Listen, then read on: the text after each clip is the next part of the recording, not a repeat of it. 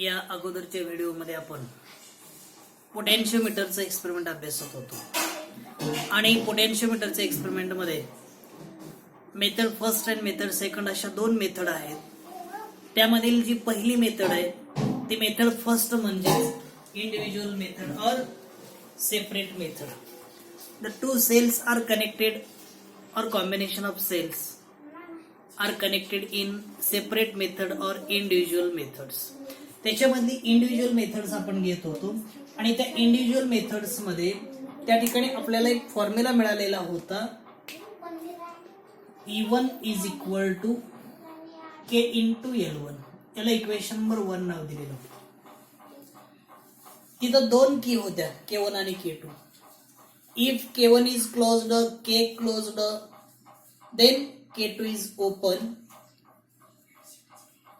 त्यावेळेला K1 close केला, K1 ची की बसवली, K ही की बसवली, K2 ओपन ठेवली, तर करंट जो फ्लो होणार आहे तो फक्त E1 सेल मधून जाणारा करंट आहे आणि त्याच्या अक्रॉसची बॅलन्सिंग लेंथ मोजायची आहे. म्हणजे जॉकी ही A पॉइंट पासून स्लाइडिंग करत न्यायचे.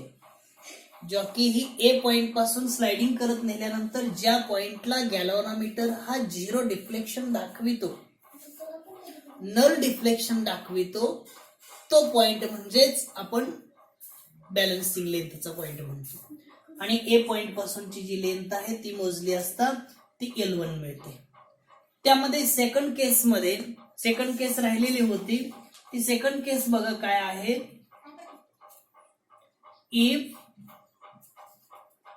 K1 is open,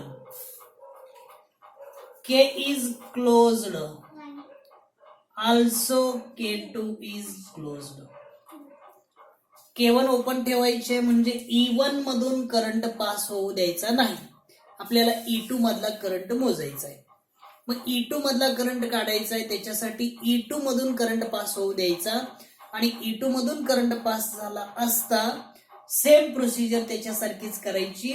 jockey he sliding करत न्यायची आणि ज्या पॉइंटला गॅल्व्हनोमीटर हा झिरो डिफ्लेक्शन दाखवितो किंवा नल डिफ्लेक्शन दाखवितोय त्या पॉइंटला मिळणारी जी किंमत असेल ती EMF असेल, त्याला आपण E2 म्हणतो आणि E2 is equal to K into L2. ते जरी इथं लिहिलं तरी चालेल.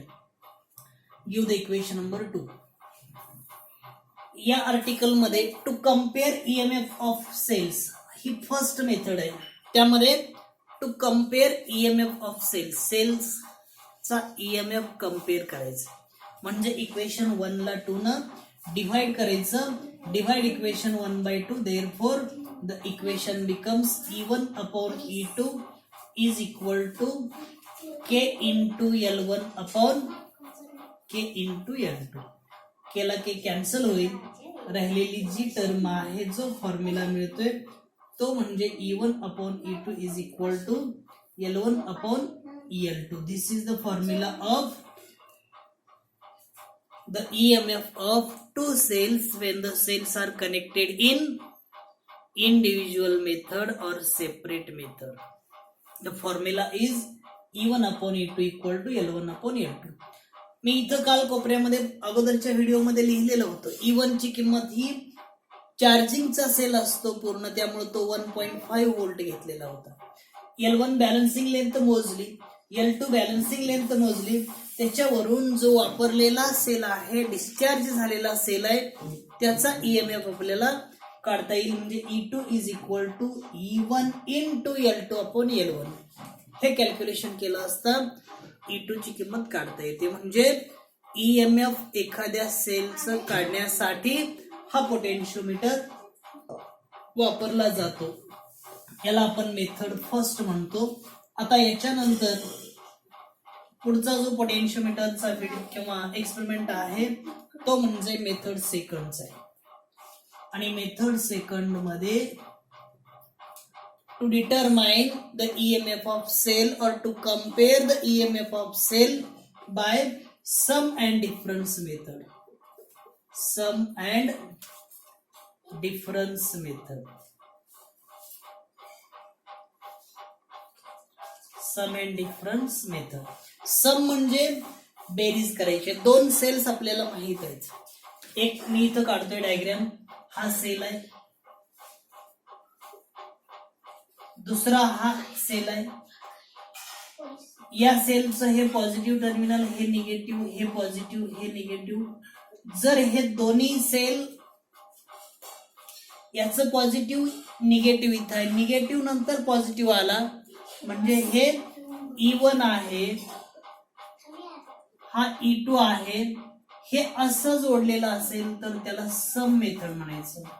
या मेथडला सम मेथड असं म्हटलं जातं. आणि जर आपण याच उलट्या जोडल्या, उलटी म्हणजे हे असं आहे, याला हे पॉझिटिव्ह निगेटिव्ह आहे, याला निगेटिव्ह पॉझिटिव्ह जोडलं तर ही जी मेथड येते ही मेथड म्हणजे डिफरन्स मेथड आहे. डिफरन्स मेथड आहे. मग एकदा हे जोडून बघायचं आणि एकदा हे जोडून बघायचं. दोन्हीपैकी कोणतंही कनेक्शन जोडत गेलो तरी आपल्याला डिफरन्स मेथड मध्ये त्याची किंमत काढता येते. किंवा तुम्ही म्हणाल इथं मायनस मायनसच का, जर असं जरी काढलं तरीही चालेल. हे मायनस प्लस, परत इथं प्लस येणार आणि इथं मायनस. याला आपण डिफरन्स मेथड असं म्हणतो. आता सम अँड डिफरन्स मेथडची डायग्राम आपल्याला काढावी लागेल. याचप्रमाणे ती ही डायग्राम व्यवस्थित काढायची आहे. सोपी डायग्राम आहे, काय अवघड नाही. जसं आपण पोटेन्शियोमीटर फर्स्ट बघितला, पोटेन्शियोमीटर फर्स्ट मध्ये एक्सपेरिमेंट आपण व्यवस्थित शिकलो. त्याच्यामध्ये E1/E2 is equal to L1/L2 balancing लेंथची किंमत काढली. त्याचप्रमाणे इथंही सम अँड डिफरन्स मेथड मध्ये सम अँड डिफरन्स, एकदा हे कॉम्बिनेशन जोडायचं आणि एकदा डिफरन्सचं कॉम्बिनेशन जोडायचं. त्यावेळेला जी बॅलन्सिंग लेंथ मिळते यावेळेला मिळणारी बॅलन्सिंग लेंथ एक इक्वेशन मिळेल, नंतर मिळणारी त्याचं एक इक्वेशन मिळेल आणि त्या दोन्ही सोडवल्या का आपल्याला शेवटी फॉर्म्युला मिळेल. आपण काय करूया, अगोदर ही मेथड समजावून घेण्यासाठी त्याची डायग्राम कंप्लीट करूयात. इथं मी डायग्राम काढण्याचा प्रयत्न म्हणजे डायग्राम काढतो, लक्ष द्या सगळ्यांनी. इथं आपण पोटेन्शियोमीटर वायरची लेंथ घेतो. पोटेन्शियोमीटर वायरची लेंथ म्हणजे 4 मीटर लांबीची वायर असते. 4 मीटर लांबीची ही वायर असते.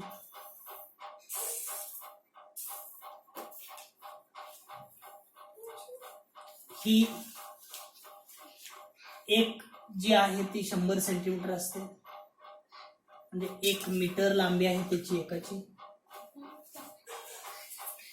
हा इथला जो पॉइंट आहे तो ए पॉइंट घेतला, हा इथला जो आहे तो बी पॉइंट घेतला. ए आणि बी असे दोन पॉइंट घेतले. ए पॉइंट पासून आपण एक सेल जोडायचा आहे. इथं ए पॉइंट पासून इथं या ठिकाणी एक सेल जोडणार आहे. त्याच्यानंतर इथं आपल्याला की जोडायचे आहेत आणि त्यामध्ये 4 की जोडायचे. इथं एक पॉइंट, 2 किंवा इथं 2, 3 आणि त्याच्या पुढं हे असं आपण नोटेशन देऊयात, 1, 2, 3 आणि हा 4. अशा 4 नंबरच्या की आहेत. आणि त्याच्या पुढे आपल्याला गॅल्व्हॅनोमीटर जोडायचा आहे. हा इथं गॅल्व्हॅनोमीटर असेल जी, आणि गॅल्व्हॅनोमीटरची वायर ही जॉकीला जोडायची. तो जो पॉइंट येतोय तो म्हणजे जे असेल. आणि या ठिकाणी टर्मिनल 2 पासून इथून एक सेल जोडायचा आहे, कारण 2 सेल्स आहेत. त्याच्यामधला एक हा E1 असेल, हा इथं E2 असेल. हे दोन्ही सेल्स आपण इथं जोडलेल्या आहेत आणि या टर्मिनल पासून त्या कनेक्ट केलेल्या आहेत. आता वायर क्रॉस होते म्हणजे अशा पद्धतीनं क्रॉसिंग दाखवायचं असतं. क्रॉसिंग हे याप्रमाणे आपण दाखवलं पाहिजे. क्रॉसिंग दाखवण्याची ही मेथड आहे. पॉझिटिव्ह निगेटिव्ह, इथं पॉझिटिव्ह निगेटिव्ह. आता इकडच्या बाजूला जसं आपण प्रत्येक वेळेला सेल जोडतोय, की जोडतोय, रिहोस्टॅट जोडतोय, त्या सगळ्या त्या ठिकाणी जोडायच्या आहेत. इथं आपण या टर्मिनल पासून इथं सेल जोडायचा आहे, त्याच्यानंतर की जोडायची आहे आणि त्याच्यानंतर रिओस्टॅट जोडायचा. हा रिओस्टॅट असेल आणि हा रिओस्टॅट इथपर्यंत असा, याला आपण RH नाव देऊया. हा के आहे आणि हा EMF ई किंवा त्यालाच आपण बॅटरी असं म्हटलं तरीही चालेल, काही अडचणीचं नाही. आता इथं याच्या प्रोसिजर मध्ये हा रिओस्टॅट किंवा डायग्रामचं नॉमेनक्लेचर पहिल्यांदा इथं लिहिलं तरी चालेल. नॉमेनक्लेचर मध्ये RH रिओस्टॅट इकडूनच आपण सुरुवात करत जाऊया. K plug key, E battery और EMF, E1 और E2, two cells, G galvanometer and J jockey. आता या ठिकाणी काय होतंय बघा, सर्वात महत्वाच्या दोन मेथड आपल्याला घ्यायचे आहेत. मी इथंच लिहितोय आहे याच ठिकाणी, किंवा हे तुमच्या लक्षात आलेलं आहे सम अँड डिफरन्स कसं असतं ते. इथं आपल्याला काय करायचं आहे, दोन मेथड घ्यायच्या आहेत. एकदा सम मेथड घ्यायची आहे आणि एकदा डिफरन्स मेथड घ्यायची आहे. त्याच्यामधील सम मेथड आपण घेणार आहे पहिल्यांदा. सम मेथड घेण्यासाठी काय करावं लागतं, अगोदर या ठिकाणी जे आपलं सर्किट आहे त्या सर्किटचा विचार केला असता ही की क्लोज करायची. If K is closed, also K1. आता ही जी की आहे, सर्किट बघा, ए आणि बी असे दोन पॉइंट्स आहेत. ए बी या दोन वायरच्या मध्ये किंवा ए बी या दोन पॉइंटच्या मध्ये 4 मीटर लांबीची वायर आहे आणि या वायरला आपण हे सगळं कनेक्ट केलेलं आहे. आणि ए पॉइंटला जसं आपण अगोदरच्या मेथड मध्ये घेतलेलं आहे त्याचप्रमाणे आहे, फक्त इथं सम अँड डिफरन्स मेथड घ्यायची असल्यामुळं इथं की जोडलेल्या आहेत वेगवेगळ्या, 1 2 3 4. ही जी आहे ती K1 आहे, K2, K3 आणि K4 असे 4 कीज आहेत या ठिकाणी. या चारही की मध्ये पहिल्या कंडिशन मध्ये सम मेथड येण्यासाठी, सम याचा अर्थ सेलचं कॉम्बिनेशन हे असं असायला पाहिजे. या मेथडला आपण सम मेथड म्हणतो. म्हणजे याचं पॉझिटिव्ह निगेटिव्ह, इथं पॉझिटिव्ह निगेटिव्ह असं आलं का आपण त्याला सम म्हणतो. मग इथं K1 आणि K3 हे दोन क्लोज केले का या सेलच्या पुढे हा सेल येतोय, म्हणून if K closed also K1 and K3 are closed. K1 and K3 are closed. K1 close करायचा, K3 क्लोज करायचा, या दोन्ही क्लोज करायचे आहेत. मग E1 आणि E2 या सम मोड मध्ये येतील.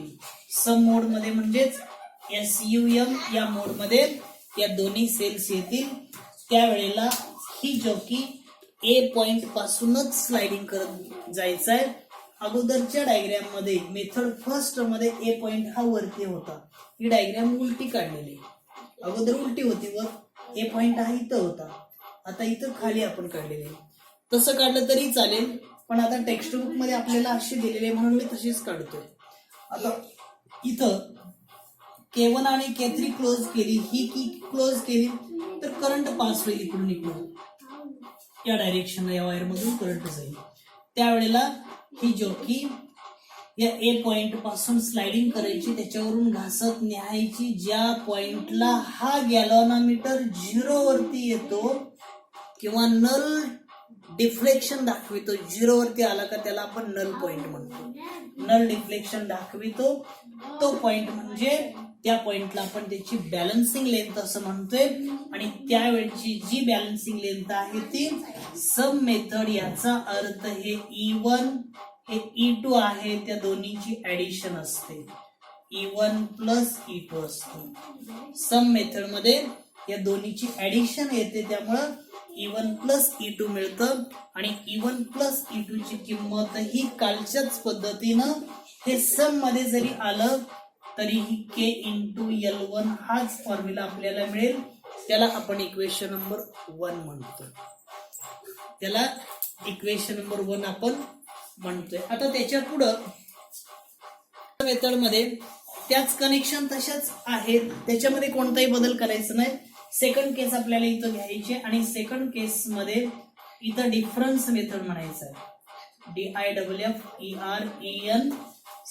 डिफरन्स मेथड मध्ये फक्त सेलचं कॉम्बिनेशन कसं आलं पाहिजे, याप्रमाणे आलं पाहिजे, किंवा जर असं असेल तर याप्रमाणे आलं पाहिजे. याला आपण E1 म्हणतो आणि याला E2 म्हणतोय. सम मध्ये E1 प्लस E2 मिळाला. आता डिफरन्स मध्ये काय असतो, E1 मायनस E2 असतो. मग इथं काय होतंय, if K is closed, K ही की क्लोज केली, इथं बदल काय होतोय, K2 आणि K4 क्लोज करायचं आणि K1 K3 ओपन ठेवायचं. इथं काय करायचंय, फक्त K2 and K4 are closed, और इथं K1 आणि K3 या ओपन ठेवायच्या. If K1 and K3 are open, then K2 and K4 are closed, therefore K2 and K4 are closed. K2 आणि K4 क्लोज करायच्या, K1 आणि K3 ओपन ठेवायच्या. त्यावेळेलाही इथं बॅलन्सिंग लेंथ आपल्याला मिळेल. जॉकी ही तशाच प्रमाणे ए पॉइंट पासून स्लाइडिंग करत न्यायची आहे. त्यावेळेला जिथं बॅलन्सिंग लेंथ किंवा एका फिक्स किंवा ठराविक पॉइंटला गॅल्व्हनोमीटर हा 0 डिफ्लेक्शन दाखवितो किंवा नल डिफ्लेक्शन दाखवितो, तो पॉइंट म्हणजेच त्याची बॅलन्सिंग लेंथ असते. आणि त्या पॉइंटला आपण L2 ची लेंथ म्हणतोय. मग इथं डिफरन्स मेथड आहे, म्हणजेच E1 minus E2 is equal to K into L2. Give the equation number 1. अशा प्रमाणे आपल्याला दोन इक्वेशन्स मिळाले. एक इक्वेशन 1 मिळाला, दुसरा इक्वेशन 2 मिळाला. मी डायग्राम पुसतोय आता. ही इथं आपल्याला त्याचं एक्सप्रेशन फॉर्म्युला मिळवायचं आहे. तिथं ज्याप्रमाणे डिवाइड इक्वेशन 1/2 केलेलं होतं, इक्वेशन 1 ला इक्वेशन 2 ने डिवाइड केलेलं होतं, त्याचप्रमाणे इथंही इक्वेशन 1 ला इक्वेशन 2 ने डिवाइड करूया. डिवाइड केल्यानंतर E1 plus E2 upon E1 minus E2 is equal to K into L1 upon K into L2. Equation 1 ला 2 ने डिवाइड केलं, त्यावेळेला हा फॉर्म्युला आपल्याला मिळालेला आहे. इथं त्याच्या पुढे आपल्याला कॉम्पोनेंडो अँड डिव्हिडेंडो ही मेथड वापरायची. COMPONENDO componendo and dividendo, DIVIDENDO componendo and dividendo ही मेथड वापरायची. आणि या मेथड मध्ये कॉम्पोनेंडो अँड डिव्हिडेंडो म्हणजेच योग वियोग क्रिया असते, यालाच आपण योग वियोग क्रिया म्हणतो. आणि या क्रियेमध्ये एकदा अंशामध्ये छेद ऍड करायचा, अंशस्थानी लिहायचा, आणि एकदा मायनस करायचा, वजा करायचा, छेदस्थानी लिहायचा. तशा प्रमाणे ते सोडवायचं आहे. म्हणजे काय होईल बघा, E1 प्लस E2 ही टर्म आहे तशी, त्याच्यामध्ये न्यूमरेटर जो आहे, डिनॉमिनेटर जो आहे तो न्यूमरेटर मध्ये ऍड करायचा, म्हणजेच plus E1 minus E2 upon, एकदा ऍड केला, आता आपल्याला सबट्रॅक्ट करायचा आणि तो डिनॉमिनेटर लिहायचा. म्हणजे काय होईल E1 प्लस E2 मायनस ही टर्म लिहायची त्यामुळे E1 मायनस E2 आहे या टर्मचं साइन चेंज होतं म्हणून इथं काय होईल E1 मायनस मायनस प्लस होईल E2 इज इक्वल टू इकडच्या बाजूला केला हा की कॅन्सल झाला L1 plus L2 upon L1 minus L2. आता हे सोडवायचं E2 प्लस आहे इथं मायनस आहे त्याला कॅन्सल होईल इथं E1 प्लस आहे इथं मायनस E1 कॅन्सल होईल मग राहिलं काय बघा E1 आणि E1 to E1 upon E2 plus E2 to E2 is equal to L1 हे आहे तसं येणार आहे L1 plus L2 upon L1 minus L2 आणि हाच फॉर्म्युला आपल्याला शेवटी कसा मिळेल 2 ला 2 कॅन्सल होईल देअरफॉर E1 कारण दोन EMF कम्पेअर करायचे त्यामुळे इथं E1 अपॉन E2च मिळायला पाहिजे तीच मेथड आपल्याला वापरायची सम अँड डिफरन्सच वापरतोय पण to compare EMF of two cells असं आपण म्हणतोय त्यामुळे E1 आणि E2 इथं येण्यासाठी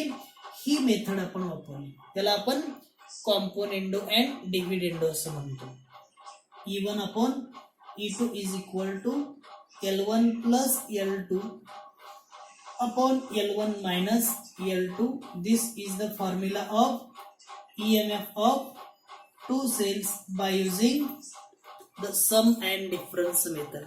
आणि आता याच्यामध्ये E1 ची किंमत माहित असते E2 ची किंमत काढायची असते L1 माहित आहे L2 माहित आहे त्याची बेरीज एकदा करायची वजाबाकी एकदा करायची अशा पद्धतीनं इथं आपला जो हा पोटेन्शियोमीटरचा पार्ट आहे पोटेन्शियोमीटरच्या एक्सपेरिमेंट मध्ये किंवा पोटेन्शियोमीटरच्या युजेस मध्ये यूज ऑफ पोटेन्शियोमीटर मध्ये आपण दोन मेथड बघितल्या दोन्ही मेथड मधील पहिली मेथड ही to compare EMF of two cells E1 आणि E2 या दोन सेल्स कम्पेअर केल्या सेपरेटली जोडल्या त्यावेळेला त्याच्या बॅलन्सिंग लेंथ मोजल्या आणि बॅलन्सिंग लेंथ काढून त्यावरून आपण एक फॉर्म्युला मिळवला तो म्हणजे E1 upon E2 is equal to L1 upon L2 आणि या सेकंड मेथड मध्ये याच्यामध्येच to compare EMF of two cells by using sum and difference method दोन सेल्स आहेत एक सेल आणि दुसरा sale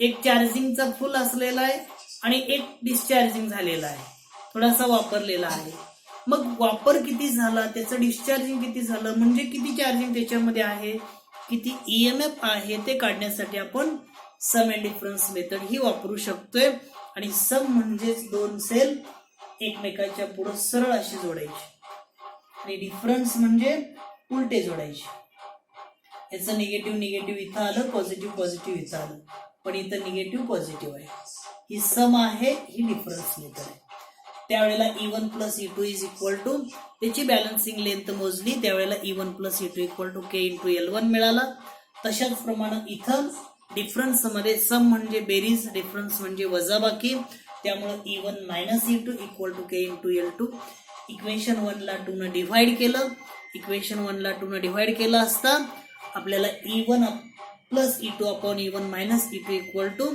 K into L1 upon K into L1 upon K into L2 हा फॉर्म्युला मिळाला आता इथं compare EMF of two cells आपल्याला हे E1 प्लस E2 नको आहे E1 अपॉन E2 पाहिजे आणि फक्त E1 अपॉन E2 हे मिळवण्यासाठी कॉम्पोनेंडो अँड डिव्हिडेंडो ही मेथड वापरावी लागते त्यामुळं इथं आपण कॉम्पोनेंडो अँड डिव्हिडेंडो ही मेथड वापरली आणि त्याच्यावरून पुढे सोडवत गेलो असता शेवटी E1 upon E2 is equal to L1 plus L2 upon L1 minus L2 हा फॉर्म्युला मिळालेला आहे या दोन मेथड्स म्हणजेच पोटेन्शियोमीटरच्या एक्सपेरिमेंट पासून किंवा पोटेन्शियोमीटरचा वापर करून EMF त्या सेलमध्ये किती आहे ते काढण्यासाठी आपण या दोन एक्सपेरिमेंट करू शकतोय आपल्याला करता येतील आता पोटेन्शियोमीटर मध्येच तिसरा एक्सपेरिमेंट आहे तो म्हणजे to determine the internal resistance of a cell. सेलमध्ये इंटरनल रेजिस्टन्स किती आहे तो काढायचा आहे. तो एक्सपेरिमेंट आपण किंवा ते आर्टिकल पुढच्या व्हिडिओमध्ये कंटिन्यू करूयात. हा व्हिडिओ आपण इथंच स्टॉप करूयात.